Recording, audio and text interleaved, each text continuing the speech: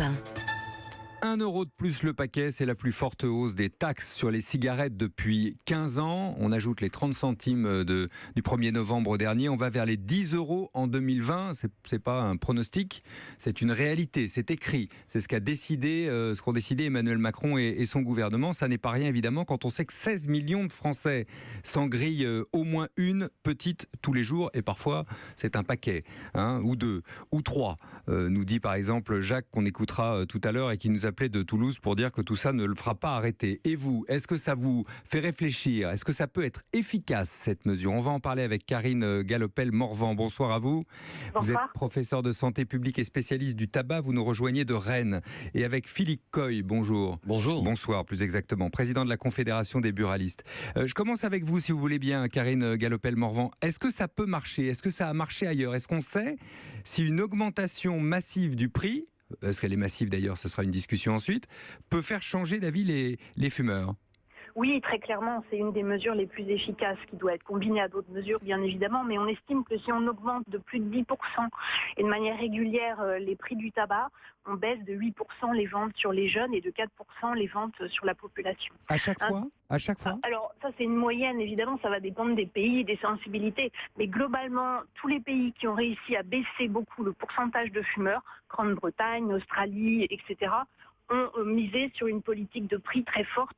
Par exemple, en Australie, le prix du paquet aujourd'hui, c'est 20 €. Il va être à 20 €. Voilà.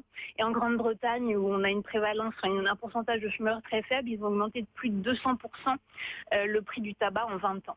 Donc il faut y aller banco. Il ne faut pas faire de petites hausses, c'est ça? Absolument, ça c'est très clair. On le voit dans les dernières augmentations, comme vous le disiez, des 15 dernières années. À chaque fois, l'augmentation était de plus de 6%. Et pas du tout d'ailleurs décidé par les acteurs de la santé publique. Et ça, ces augmentations... Parlons clair, c'était pour remplir les caisses, c'est ça que vous voulez dire? C'est 14 milliards, les bénéfices du tabac dans les caisses de l'État. Oui, et ça coûte 120 milliards d'euros à la société. Mais il y a 3 acteurs qui bénéficient de 6%, donc c'est-à-dire dès lors qu'on est en dessous de 10%. Donc évidemment Bercy, l'industrie du tabac, les buralistes, voilà, qui partagent ces rémunérations. Et d'ailleurs... On ne partage pas quand même. Excusez-moi de vous couper, madame, on ne partage pas. Le buraliste gagne 7,5% du prix de vente, 81% étant de la fiscalité. Donc, en termes de partage, je crois qu'il va falloir revoir la donne. Et j'aime bien votre propos, mais vous regardez toujours le verre à moitié plein ou à moitié vide. Effectivement, la hausse du prix peut être un outil. Sauf que vous avez largement oublié dans votre propos de parler de ce qui s'est passé depuis 2003. Et ces hausses successives, c'est la réalité du marché parallèle. La réalité 2003, de la vie on est à du 5 quotidien. €, le paquet. Voilà, et je pense que vous avez défendu dernièrement, de façon assez massive, l'arrivée du paquet neutre. Et vous étiez absolument certaine que ce paquet neutre allait baisser fortement le tabagisme en France. Et malheureusement, on vous l'avait dit, et on avait, nous, raison, la baisse en 2017 n'a pas été si significative, seulement 1,5%.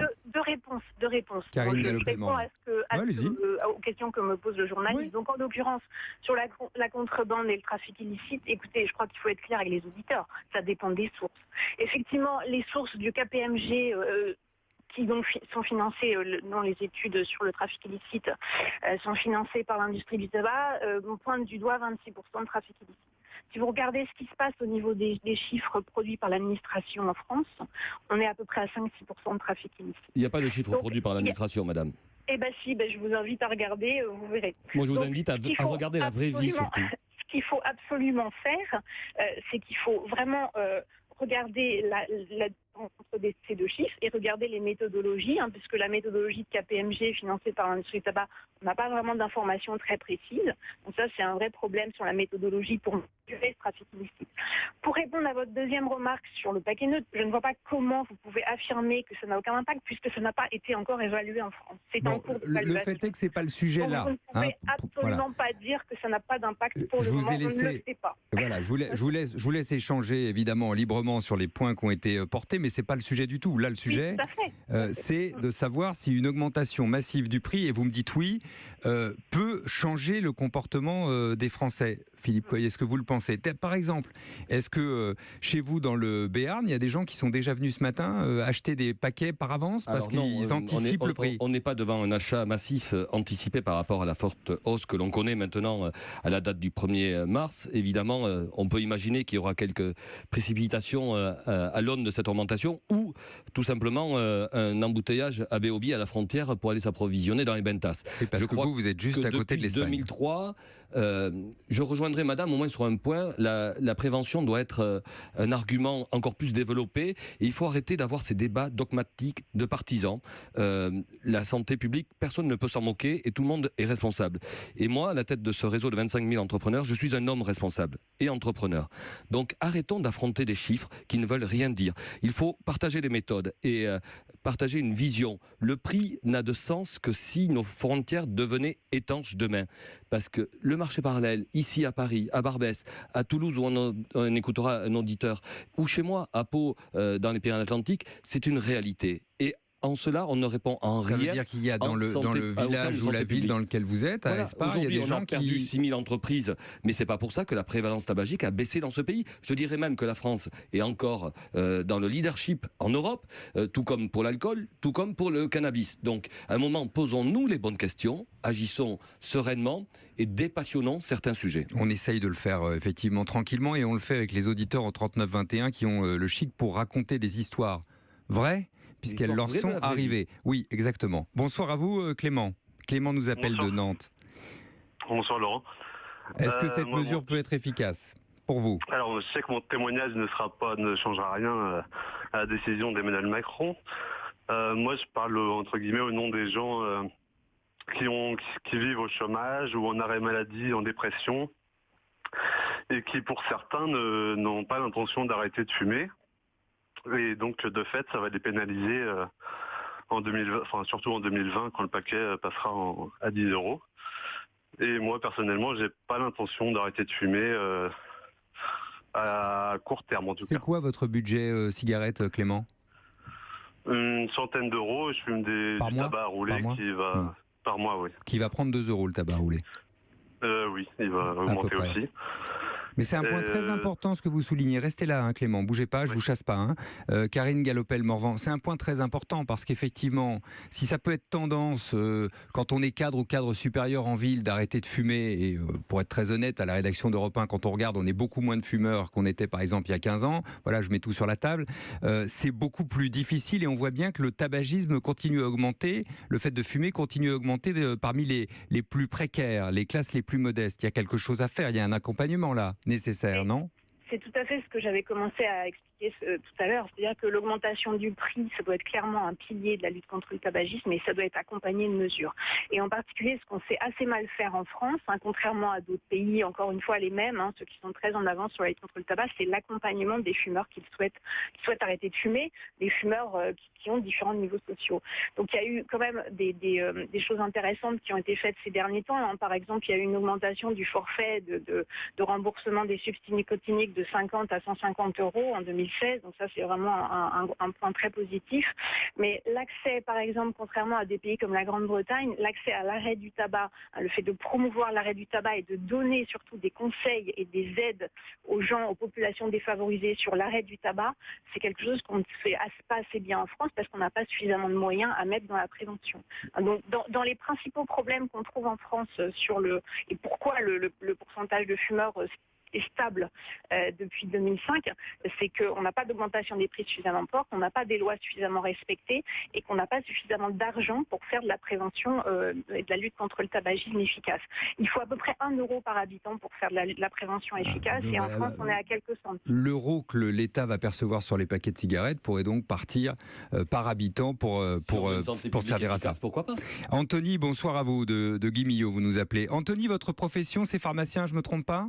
Ah oui, complètement, oui. Bonsoir Laurent, bonsoir à vous. Vous n'êtes pas fumeur, je crois, si j'ai bien compris.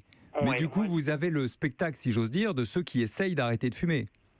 Oui, complètement, oui. Je trouve que les acheteurs de tabac se plaignent assez quand même peu de l'augmentation régulière du prix du paquet de cigarettes.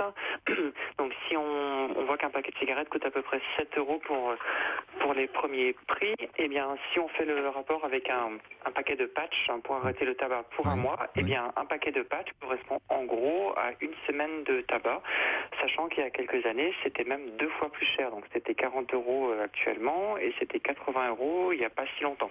Donc j'ai un petit peu du mal à avoir ce double regard de la part des fumeurs. Mais c'est très intéressant ce que vous nous dites en mettant les deux prix face à face. Effectivement, ça a un sens. Je voudrais entendre David maintenant pour qu'on continue à équilibrer les points de vue. Bonsoir David, de Clé-Souilly, vous nous appelez. Bonsoir Laurent. Vous avez arrêté de fumer depuis le 1er novembre, ça va pas trop dur ? Exactement. Écoutez, j'ai envie de dire, je me suis jamais aussi bien senti. Et pour rebondir sur ce que vient de dire monsieur le pharmacien, les patchs, c'est bien, mais c'est quand même une volonté vraiment personnelle et profonde qui fera arrêter. Moi, je me suis arrêté tout seul. J'ai profité du mois sans tabac. D'ailleurs, j'écoutais votre antenne où il y a des gens qui parlaient de télécharger des applications ce jour-là. C'est ce que j'ai fait, j'ai téléchargé l'application. Les 3, 4, 5, 6 premiers jours, c'était compliqué. Et puis après, on se prend au jeu. Ça fait du bien d'arrêter de fumer. On se sent mieux. Tout revient petit à petit.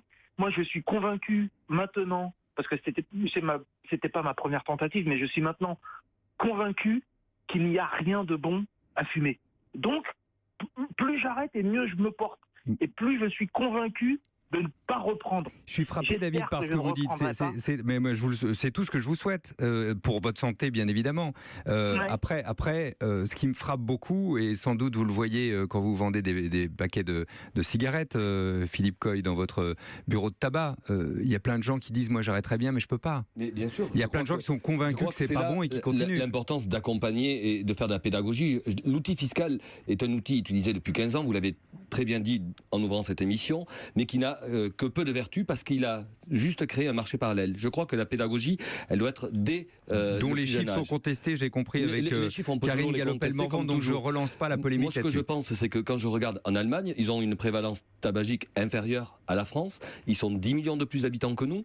Et aujourd'hui, la publicité est toujours autorisée. Ils n'ont pas le paquet neutre. Donc, je vois bien que la méthode utilisée en France n'a pas porté ses fruits. Et la dame vient de le dire. Elle cite l'Angleterre, évidemment. L'Angleterre a un prix de paquet très élevé.